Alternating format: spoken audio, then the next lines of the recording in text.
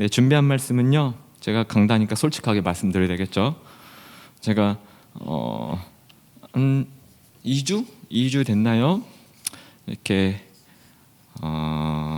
컬럼식으로 제가 말씀을 좀 준비를 해보고 싶어서 요약본으로 해가지고 제가 속한 NCP 단장이니까, 그리고 삼진 전체 성도들에게 이 말씀을 공유하고 같이 은혜를 나누었던 그런 내용을 제가 또 금철 때 보태서 말씀을 더 연구해서 가지고 올라오는 것입니다. 제목은요, 기도하는 사람은 절망을 소망으로 풀어낸다라는 제목으로 하나님의 말씀을 나누고자 합니다. 본문은 예수님의 본격적인 구속사역의 시작을 알리는 내용이에요. 우리 때문에 죄 없으신 예수께서 죄인으로 끌려가시기 직전의 상황이에요. 우리 때문에 죄 없으신 예수께서 온갖 조롱과 핍박, 정죄를 받으시기 직전이에요. 우리 때문에 죄 없으신 예수께서 채찍질의 고통과 십자가의 고통, 죽음, 가장 중요한 것은 하나님께 버림당하는 이 지옥의 고통, 엘리 라마 사박다니, 아버지 어찌하여 나를 버리셨나이까, 이 지옥의 고통을 겪으시기 직전의 상황이라는 겁니다. 예수님이 이러한 고통과 죽음을 받으시기 직전까지 무엇을 했죠? 본문에 나와 있죠? 바로 기도했다는 사실이에요. 기도. 여기서 우리가 눈여겨봐야 할 것은요, 예수님 혼자서 기도하지 않았다는 거예요. 바로 제자들과 함께 있었다는 사실입니다. 그렇다면 왜 제자들과 함께 했을까요? 무서워서? 외로워서? 심심해서? 여러분도 잘 알다시피 예수님께서는요, 이 땀방울이 핏방울이 되기까지 하나님께 기도한 내용을 보면 감히 우리가 흉내낼 수도 없는, 할 수도 없는, 따라할 수도 없는 아주 깊이 있는 기도를 하시는 것을 볼 수 있어요. 그리고 성령이 깨닫게 해주지 않으면요, 이 예수님의 기도의 내용을요, 온전히 우리는 해석할 수 없다는 것이죠. 그 정도로 굉장히 심오한 기도를 드렸다는 겁니다. 하나님과 예수님, 이 1대1의 공간에 그 누구도 간섭할 수 없는 심오하고 고귀한 기도의 자리였어요. 기도하다가 혹여라도 잡혀갈까봐 무서워서 지켜달라고 제자들과 함께 있자고 한 것이 아니라는 거예요. 결단코. 자, 그렇다면 왜 함께 있자고 했을까요? 예수님께서? 이유는 단 하나예요. 함께 기도하자고. 나와 함께 힘써 기도하자고. 그러나 안타깝게도 제자들은 기도하지 못했죠. 본문에도 나와 있듯이 제자들은 슬퍼서 잠들었다고 합니다. 왜 슬퍼했을까요? 그 이유는 바로 그들이 기대했던 예수님의 모습이 아니었기 때문이에요. 그들이 기대했던 예수님은요, 예루살렘의 킹, 왕이 되는 거예요. 예수님이 왕이 되어서 이들은요, 왕의 보좌관으로서 호화스러운 인생을 꿈꿨을 거란 것이죠. 그러나 이들의 기대와는 반대로 알 수 없는 십자가의 길, 인간의 머리로는 도무지 해석할 수 없는 하나님의 뜻만을 말씀하시는 그 예수님을 보면서 제자들은 참으로 답답하고 후회하고 또 실망했을 거예요. 자기들의 바람대로 되지 않고 끝까지 알 수 없는 십자가의 길만을 가신다고 고집 피우시는 이 예수님을 보면서 이들은 꿈꿔왔던 희망을 이제 포기해야만 했던 것이죠. 포기하니까 밀려오는 감정이 무엇이죠? 두려움과 절망, 슬픔이에요. 두려움과 슬픔에 확 사로잡히게 되니까 기도가 나올까요? 당연히 안 나오겠죠. 그래서 본문 45절에 이렇게 말씀하시죠. 슬픔으로 인하여 잠든 것을 보시고. 슬픔에 사로잡혀 잠들었다는 것이죠. 이 말씀에서 우리에게 주시는 하나님의 메시지가 있습니다. 예수님은 슬픔에 잠겨 잠이 든 제자들에게 이렇게 말씀하세요. 어찌하여 자느냐? 정은아, 어찌하여 자느냐? 시험에 들지 않게 깨어 기도하거라. 예수님은 지금 실패의 길, 절망의 길을 걷는 것이 아니죠. 인간의 눈으로는 지금 예수님이 걷고자 하는 이 길이요, 실패와 절망의 길로 보일 수도 있어요. 충분히. 그러나 예수님이 가고자 하는 길은 무슨 길이죠? 좀 전에도 찬양했듯이 예수의 길은 진리의 길이요, 아멘, 생명의 길이라는 거예요. 지금 예수님이 가고자 하는 길은 유일하게 우리를 살릴 수 있는 길이라는 거죠. 하나님과 유일하게 화해를 시킬 수 있는 길이라는 거예요. 유일하게 하나님의 자녀로 삼게 할 수 있는 길이라는 거예요. 예수님이 지금 그러한 길을 걷고 있다는 것을 보려면 어떻게 해야 하죠? 예수님이 본문에서 하신 말씀처럼 일어나 기도하라. 일어나 기도하라. 기도하지 않으면 제한된 우리의 시각과 이성으로만 해석될 수밖에 없다는 사실입니다. 그래서 예수님의 길은 실패의 길, 절망의 길로밖에 보여지지 않았다는 거예요. 그들의 눈에는. 그래서 예수님이 이렇게 말씀하신 거예요. 일어나 시험에 들지 않게 기도하라. 기도하면 너희가 이해할 수 없는 지금의 이 고난이 결탄코 실패나 절망이 아니라는 것을 알게 될 거야. 기도하면 이 고난이 너희에게 올 생명이며 구원이며 축복이란 것을 알게 될 거야. 그러니 깨어 정신 차려 기도하거라. 이 길을 볼 수 있고 깨달으려면 일어나 기도해야 해. Wake up. 일어나. 너희에게 닥친 알 수 없는 고난과 불투명한 이 미래는 결코 실패와 절망이 아니야. 한성아, 잠들지 마. 정신 차리고 일어나 기도해라. 우리에게도 동일하게 주시는 하나님의 음성인 것을 믿으시기 바랍니다. 그러나 안타깝게도 제자들은 끝내 기도하지 않았어요. 그리고 사람들이 예수님을 잡으려고 찾아왔습니다. 제자들은 그제서야 뭐야, 뭔 일이야? 막 정신을 차리고 깨어났어요.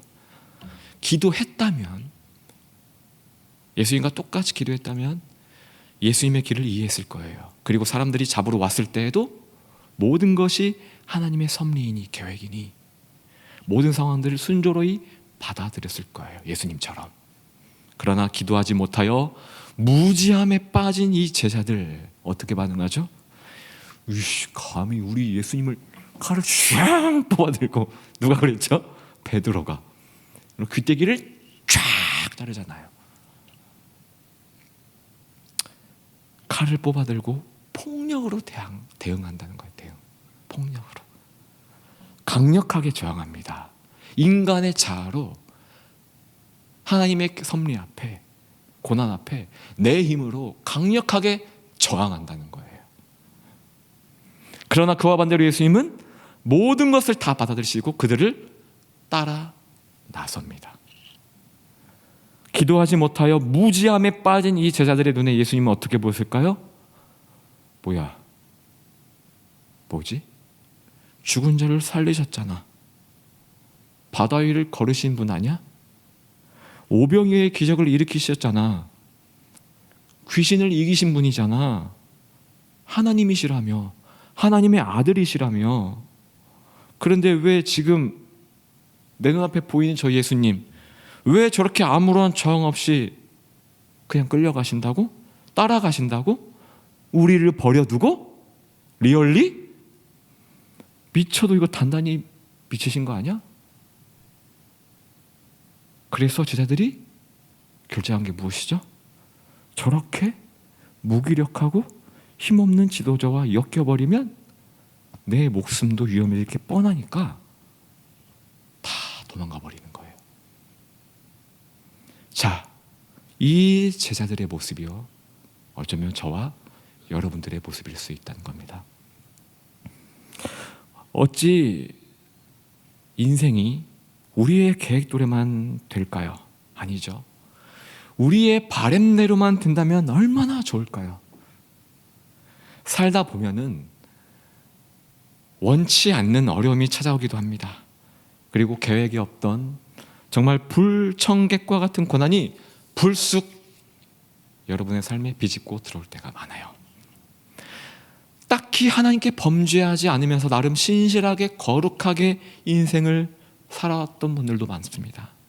하나님과 이웃들에게 사랑받으면서 정말 참 겸손하게 살아왔던 분들도 있어요. 그러나 한순간에 모든 것을 잃어버리고 인상이 뒤바뀌어버린 이들도 적지 않다는 사실입니다. 지금 이 시대, 지금 이 순간에도 욥과 같은 고난, 즉 알 수 없는 고난과 불투명한 미래를 맞아서 힘들어하고 있는 이들이 매우 많다는 사실이에요. 이럴 때 우리는 큰 소리로 외칩니다. 하나님은 왜 나에게 이런 시련을 주시는 겁니까? 왜 하필 저입니까? 왜 하필 저입니까? 왜 하필 우리 가족입니까? 그리고는 두려움과 슬픔에 잠겨서 하나님에게서 눈을 감아버려요. 귀를 닫아버려요. 마음을 닫아버려요. 기도하지 않는다는 거예요. 잠깐 여기서 제 얘기를 하자면, 저는 목사이기 이전에, 김완성 목사이기 이전에 아버지와 어머니께서는 무엇이죠? 아들이에요. 그것도 막내 아들. 아버지와 어머니가 수십 년을 어떻게 살아오셨는지 누구보다 잘 아는 저는 가족이고 막내 아들입니다. 그런 존재예요. 자, 그러한 막내 아들이 장성해서 신학의 길을 가고 목사가 되었습니다. 아들 목사가 부모님께 효도할 수 있는 길이 무엇일까요? 돈을 많이 벌어서 용돈도 두둑히 드리고 해외여행도 시켜드리고 자동차도 한 대 뽑아드리고 이렇게 하는 걸까요? 아니요, 아니겠죠. 부모님을 위해서 온 마음과 정성을 다하여 축복해드리고 쉬지 않고 기도해드리는 것, 이것이 제가 할 수 있는 최고의 효도 아니겠습니까? 그렇죠? 제 신분으로서 그동안 정말 많이 고생하시면서 지병으로 정말 힘들게 살아오신 우리 부모님, 하나님 이제는 노년에 우리 부모님이 정말 건강한 육신을 하나님 허락하여 주시고 그 넘쳐나는 신앙의 열정, 그 에너지를 다른 데도 아니고 오직 예수 그리스도의 복음을 전하는, 전도하는 것에 힘쓰게 하여 주시고, 또 너무 가난하여 시험에 빠지지 않게 하나님의 뜻에 맞게 노년에는 하나님의 기준에 맞는 물질의 복도 마르지 않게 허락해달라고 기도했었습니다. 자, 그런데 이 기도가 이루어졌을까요? 아니요. 아무런 유언도 없이, 말 한마디 없이 4월에 아버지가 급작스럽게 소천하셨어요. 건강이 좋지 못한 어머니를 홀로 두고 말이에요. 자, 저희 가정에는 알 수 없는 고난이 찾아왔습니다. 여기서 중요한 거는, 그러나 이 알 수 없는 고난 앞에 우리 가족은 이 절망과 고난 앞에 단 한 번도 무릎을 꿇지 않았다는 거예요. 슬픔 속에서도 하나님을 향한 기도의 줄을 놓지 않았다는 사실이에요. 입술로 단 한 번도 하나님을 원망하지 않았다는 거예요. 끝까지 하나님을 찬양하고 기도하고 예배 자리를 사수했습니다. 그리고 나니까 서서히 보이지 않았던 것들이 보이기 시작했어요. 여전히 건강은 좋지 못하지만 그러한 어머니가 이전보다 더욱 하나님께 붙들려 쓰임받는 것이 보이기 시작했어요. 이전보다 더욱 가족이 하나가 되어 화목하여지고 예배 공동체로 만들어져 가는 것을 보게 되었어요. 물론 제가 죽고 직접 천국에 가서 하나님께, 하나님 왜 우리 아버지를 이렇게 일찍 데려가셨나요? 라고 물어보고 직접 답변을 듣기 전까지는 이런 고난을 완벽하게 해석할 수는 없겠죠. 그러나 한 가지 확실한 것은 슬픔에 잠겨 잠들지 않고 깨어서 기도했더니 그 고난을 통하여 더욱 성장하게 된 우리 가족을 보게 되었다는 사실입니다.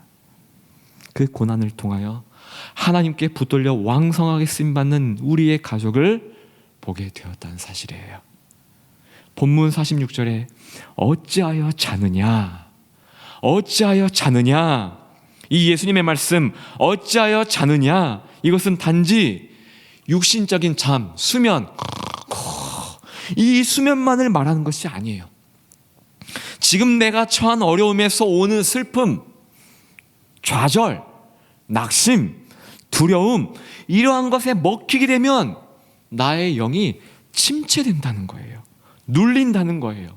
이것을 오래 방치하게 되면 썩어서 죽은 세포처럼 감각이 무뎌지게 된다는 겁니다. 그래서 우리 예수님은 이렇게 말씀하셨죠. 그렇게 되기 전에, 어려움에 빠지기 전에, 이렇게 시험에 들지 않게 일어나 기도하라. 기도만이 우리에게 닥쳐온 알 수 없는 고난을 버티고 이기게 할 수 있는 힘이라는 거예요. 성령의 9가지 열매가 있습니다. 그 중에 오래 참음이라는 열매가 있죠. 이 오래 참음은 곧 인내를 말합니다. 인내. 인간은 도무지 감당할 수 없는 십자가의 고난, 하나님께 버림받는 고난, 이 지옥의 고난, 예수님은 이 모든 것을요, 오래 참음의 기도, 인내의 기도라는 무기를 가지고 다 감당하셨다는 사실이에요. 그랬더니 결국 예수님이 겪으신 그 길은 실패와 절망의 길이 아니라 진리와 생명의 길이었다는 것을 온 천하에 증명해 보이셨다는 사실입니다. 이 말씀을 듣고 있는 우리도 마찬가지입니다. 알 수 없는 고난이 찾아왔습니까? 또는 힘겹게 하루하루를 버텨내며 살아가고 있습니까? 혹시라도 하나님을 원망하고 저주하고 있습니까? 그러한 분들에게 예수님이 이렇게 말씀하십니다. 환성아, 시험에 들지 않게 깨어 일어나 기도하라. 성령이 주시는 오래 참음을 가지고 끝까지 기도하렴. 이 말씀에 모두가 아멘으로 화답하며 순종하는 은혜가 넘쳐나기를 예수님의 이름으로 축원합니다. 마지막으로 예수님은 신이기 때문에, 하나님의 아들이기 때문에 당연히 십자가의 고난을 견딜 수 있었다가 아니에요. 인간된 예수로서, 철저히 완벽한 인간된 예수로서 알 수 없는 고난이 닥쳐왔을 때 예수님은 시험에 들지 않기 위해 일어나 기도했기 때문에 이러한 십자가의 고난을 이겨낼 수 있었다는 것입니다. 예수님께서 먼저 본을 보이신 이 오래 참음과 기도라는 무기를 가지고 우리도, 저와 여러분도 삶 가운데 찾아오는 어려움들을 이겨낼 수 있기를 예수님의 이름으로 축복합니다. 오늘 주신 말씀 붙들고 순종하시는 분들에게 하나님은 고난의 현장 속에서도 여러분들을 향한 놀라운 하나님의 비전과 축복을 발견하고 깨닫게 해주실 줄 믿습니다. 우리 이 말씀에 연관된 찬양, 너의 눈물 닦아주리라 찬양할 텐데요, 이런 고난 가운데에 우리 주님은 우리가 깨어 기도할 때에 여러분의 눈물을 닦아주십니다. 눈물을 닦아주시면서 이렇게 말씀하십니다. 내가 너를 사랑한단다. 지금 내가 깨어 일어나 나에게 부르짖는 그 모든 기도에 내가 반드시 응답하리라. 환성아, 내가 너의 아픔을 씻어줄게. 내가 너를 위로해줄게. 내가 널 향한 품은 그 꿈들을 반드시 이루어내리라. 주님 감사합니다. 이제 제가 더 이상 잠에 머무르지 아니하고 일어서겠습니다. 깨어나겠습니다. 오직 주님만을 바라보겠습니다. 주님 손만을 붙잡겠습니다. 성령이 주시는 새 힘을 얻고 달려가겠습니다. 주님 행복합니다. 주님 감사합니다. 사랑합니다. 이 모든 것이 주님이 주신 은혜입니다. 주님께서 모든 것을 하셨습니다. 이 모든 은혜의 가사의 고백이 여러분들의 것이 되기를 축복합니다. 다 같이 찬양하고 말씀 붙들고 기도하도록 하겠습니다.